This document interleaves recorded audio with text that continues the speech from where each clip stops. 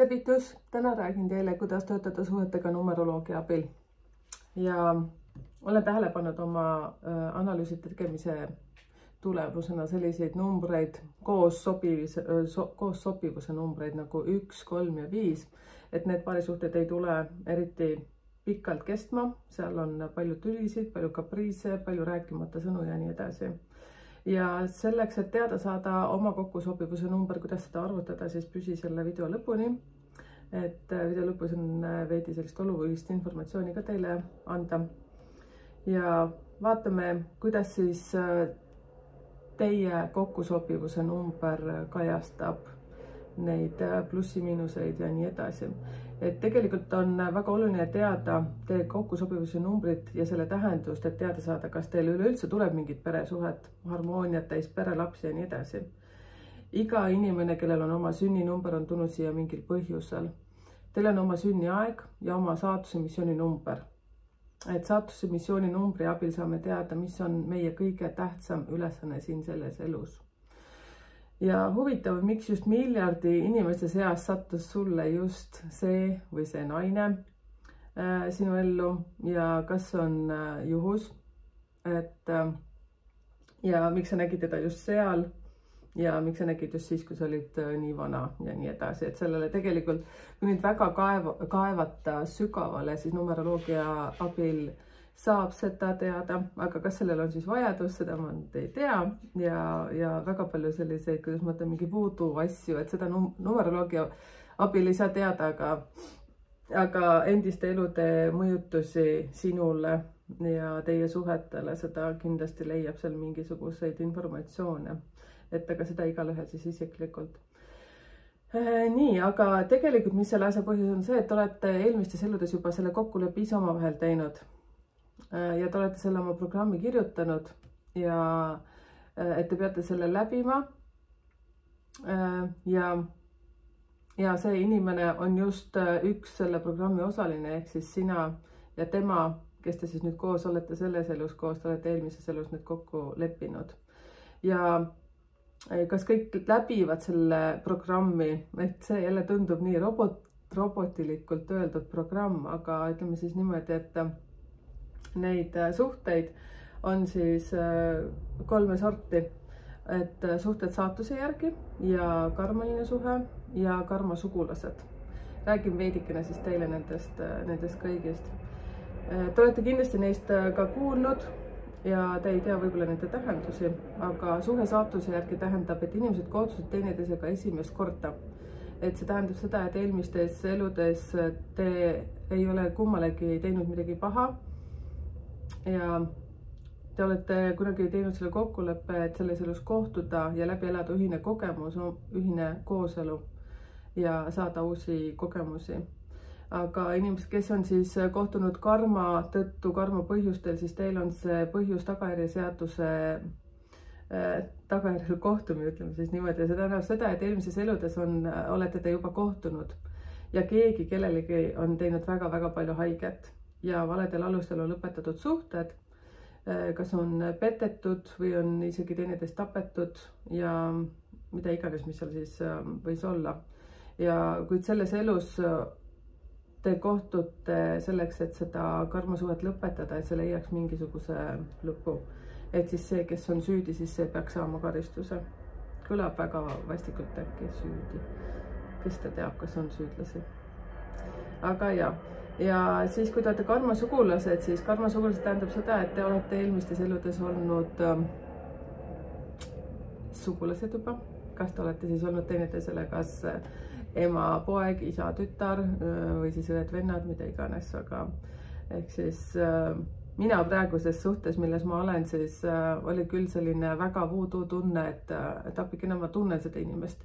Et kirjuta siia kommentaaridesse, kui sina ka oma suhtes, kus sa praegu oled või sa oled olnud, et sa oled tundnud justkui seda tunnet, et vau, et kuidagi nii tuttav, et isegi kõik, mis ta ütleb, kõik, kuidas ta käitub, et ta on nii nagu oma inimene. No vot, siis see tähendabki seda, et karma sugulased, aga see ei tähenda, kuidas ma ütlen, see ei tule siis nagu tunde pealt. See tulevad konkreetsed numbrid siis sellest, mis tulevad teie sünnikuupäevast, päev, kuu ja aasta. ja varsti ma seletan teile, kuidas seda siis teha. Et need kõik 3 suhtevormi, neid saab kõike säilitada selles suhtes, et kas saatuslik või karmaline või karmasugulased, et vahet ei ole, mida te tegite siis eelmistes elus või millistest suhetest tulite eelmistes eluses, et tähtis on teada teie kokkusobivuse numbrit ja selle tähendust, et luua harmooniline suhe. Selleks, et kokku lugeda teie kokkusobivust, on vaja teada alustavasti teie saatuse number ja partneri saatuse numbrit. Saatuse ehk teisiti öeldud elude number on number, kui liidate kokku kõik oma sünnipäeva numbrid. Et see tähendab, et sünnipäev, kuu ja aasta. Ehk siis lõpuks peab teil saama kokku üks number. Ma toon teile siis ühe näite. Et kui sa oled sündinud, no ma tõin hästi lihtsa näite, et teisel päeval, teisel kuul ja aastal 2002. Ehk siis 2 + 2 + 2 + 2 on kokku 8. Nii, tuleb kokku 8 ja see on karma, reetmine, solvumised, mitteusaldamine ja see kõik tähendabki, et siis sina, kes oled saanud selle number 8, siis sul on siin elus väga oluline see kõik läbi käia. Et ise rohkem usaldada, vähem solvuda, vähem reeta ja nii edasi. Ja siis teine näide, näiteks kui siis selle number 8 partner on sündinud teisel päeval 10. kuu ja 2007 ehk siis 2 + 1 + 2 + 7 teeb kokku 3. Nii, et number 3 siis tähendab seda, et ta on impulsiivne. Ta peab õppima kontrollima siis selles elus oma emotsioone kontrolli all hoidma ja üleüldse jälgima siis, tahan ütelda, et mida ta suust välja jääb, aga noh, eks tegelikult see on igal numbril niimoodi, et peab natukene vahest mõtlema, mida välja ütled. Et aga number 3 saatuse numbriga on siis see, et ta võib hästi kergesti minna üle võlli, et öelda seda, mida ta päriselt ei mõtle ehk. Nii, aga siis liidame kokku selle 8 + 3, mis teeb kokku 11 ja 1 + 1 on 2, see tähendab perekonda, lapse stabiilsus ja selleks, et me selle saavutaksime, on meil väga oluline see programm koos läbida. Ehk siis number 2 tähendab suhet saatuse tahtel, mitte karma pärast. Et see on minu meelest, sest saatuse tahtel, ütleme, need suhted on sellised pehmemad, aga see ei tähenda seda, et seal ei puutu sellised konflikt. Igas peres võib juhtuda ja tulla neid probleeme ette, aga minu meelest on väga oluline aru saada, aga ütleme, mis numeroloogia abil sa saad teada, millised on sinu partneri tugevused ja nõrkused. Et ma räägin järgmistes videotes ja võib-olla kuskil ma olen seda juba puudutanud ka, aga teen tulevikus videoid konkreetselt inimeste kohta, kes on sündinud seal 1., 10., 28. ja üleüldse kõik niimoodi järjest, et siis te saate rohkem sealt teada ka, et tugevusi ja nõrkusi. Nii, aga lähme siit edasi. Ja siis ja nüüd natukene tökkis.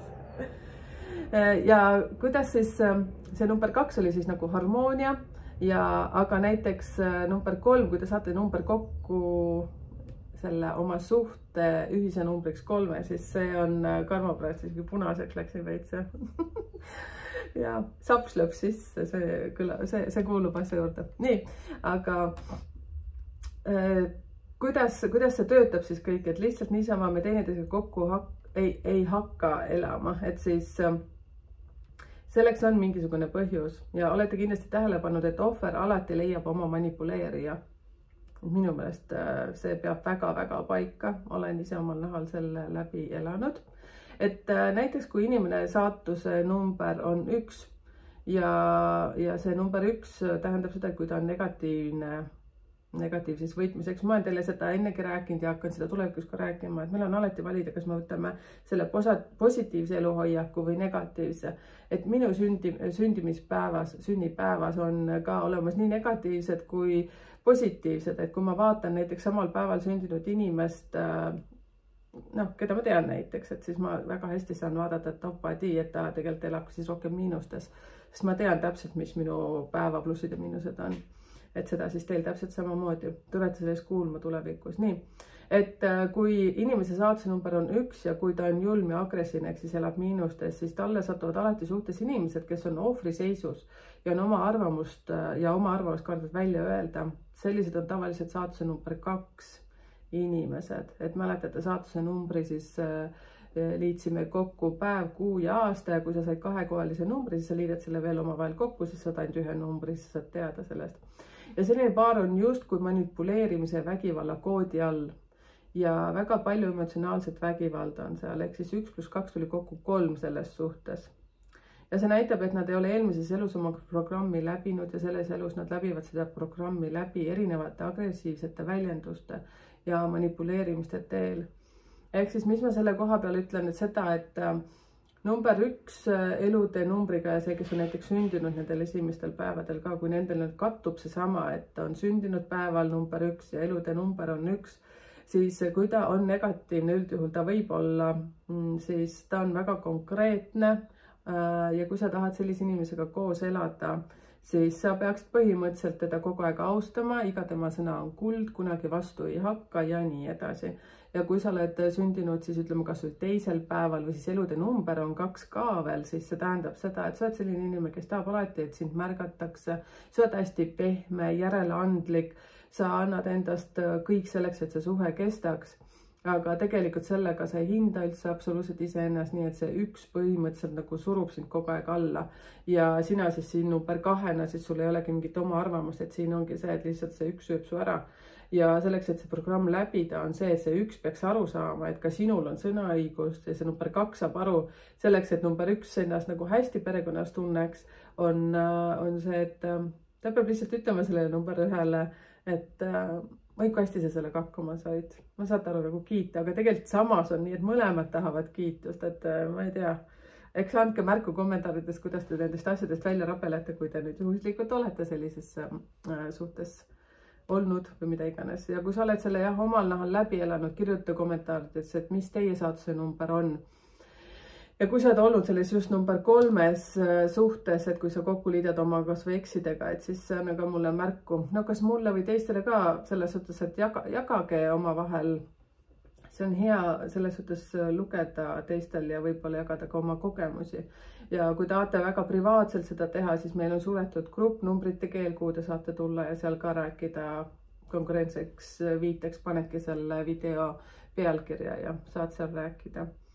Vot, on olemas väga julmasid kooselamisvorme, et need on karma põhjustel kokkuelamised, et need on vägivaldsed ja täis probleeme.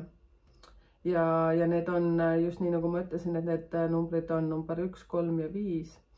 Ja kui kohtuvad saatuse numbrid 1 ja 2, teeb kokku 3, see on justkui Hispaania perekond, et kus alguses on väga palju riidusid, teineteise petmisi, skandaale. Kuid see programm on tegelikult mõeldud välja selleks, et nad selle läbi töötaksid ja saaksid lõpuks üksteisest aru. Sellepärast, et ja see on vaja lihtsalt ära lahendada, saate aru. Ja kui see ära ei lahendada, siis see lihtsalt lükkub teise ellu edasi.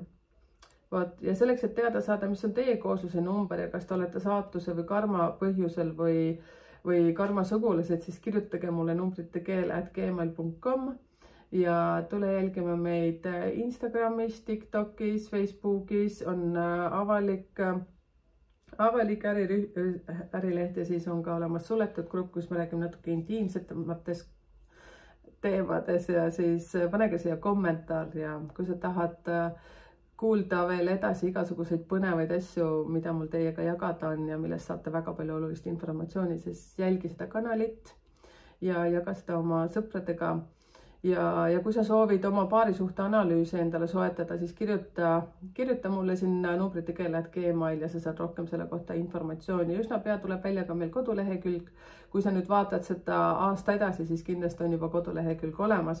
Ja kusjuures tahtsin siin ka väikse üleskutse teha, et veidikene küsida, et mida teid konkreetsemalt huvitaks, millised teemad teid huvitavad. Et mul on suht palju materjali, mida teiega jagada, et pange ka kommentaari ja kui tahate siis olla pigem varjatud ja anonüümsed, siis lihtsalt kirjutage sinna numbrite keel, et sinna sõnumitesse kuhugi andke endast märku. Vot, mis siis veel? Ja kas te oleksite mingitest koolitustest äkki huvitatud, et ka mida ma võiksin seal jagada, igasuguseid põnevaid selliseid lühikesi asju, et pange kirja kuhugi mulle väikseid vihjeid, et siis on mul ka lihtsam edasi liikuda ja mõelda. Ja muidugi te olete igaüks oma õnnesepp, et see, et teada saada, kes sina oled, mida ma tegelikult väga-väga soovitan, siis võtta see oma sünnikaardi analüüs, see on suur ja mahukas, et meil on seal palju erinevaid versioone vastavalt iga hinnaklassile või selles suhtes, et kuidas keegi midagi endale lubada saab. Ja see, et kui sa tahad, et sinu ümbruskonnas midagi muutuks, siis alusta iseendast ja muuda kõigepealt iseennast, sa näed siis, kuidas hakkab muutuma kõik sinu ümber ja kõik, kui hakkab muutuma, see on sinu enda valik, kas sa teed seda positiivselt või sa teed negatiivselt, siis sellele vastavalt sa ka saad selle ümbruskonna, et selleks peab ka valmis olema. Ja aitäh, et kuulasid ja tere tulemast tagasi kanalile, et kliki seda tellimisnuppu sealt, et sa millestki ilma ei jääks. Tšau, tšau!